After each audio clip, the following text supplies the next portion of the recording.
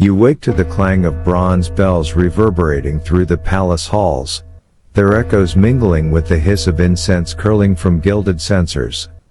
Outside, the first light of dawn strikes the tiled roofs of Xianyang, capital of a new empire forged in blood and fire. But within the throne room, a different struggle unfolds, one not against armies, but against the very flow of time.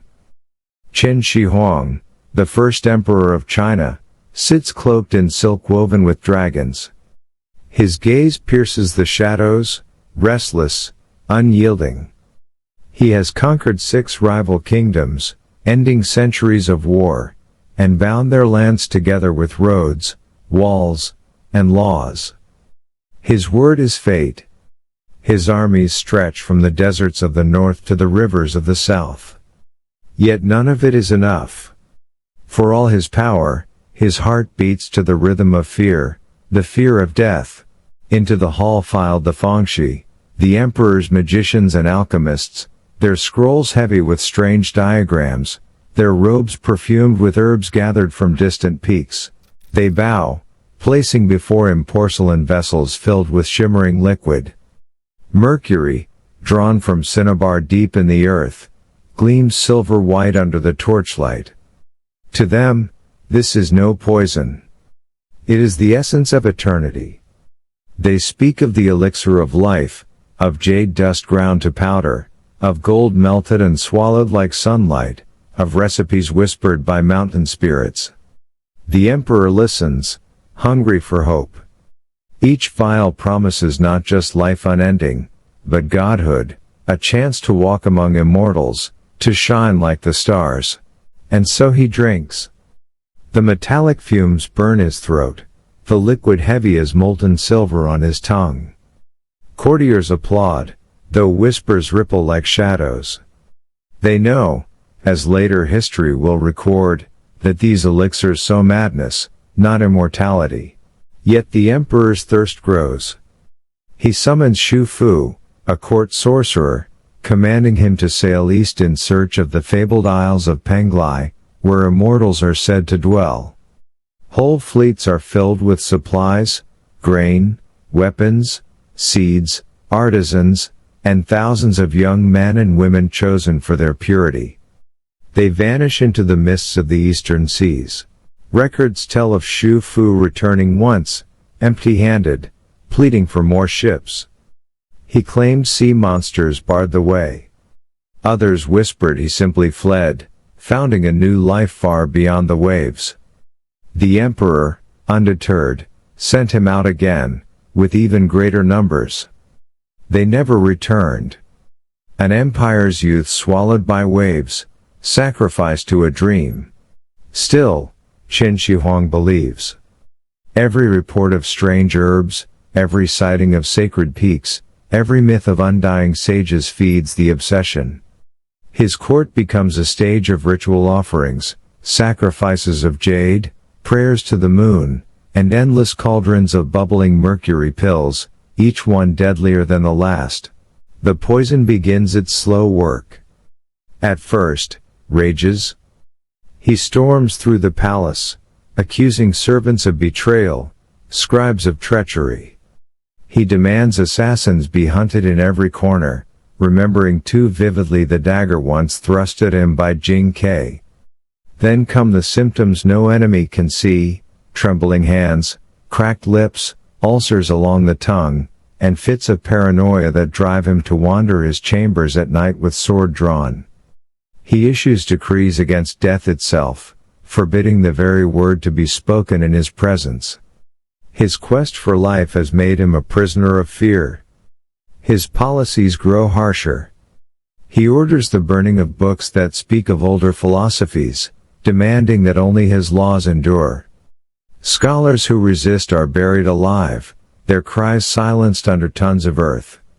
The emperor believes he is shaping eternity, but in truth, he is crumbling under the weight of Mercury's slow poison.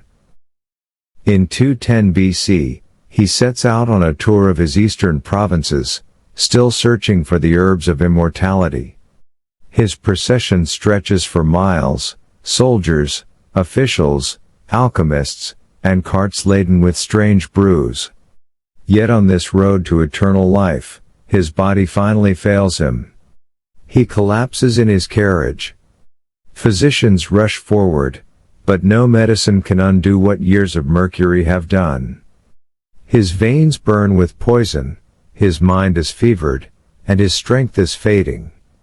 The Son of Heaven, conqueror of kingdoms, is dying not by sword or rebellion, but by his own hand, by the very elixirs he believed would save him.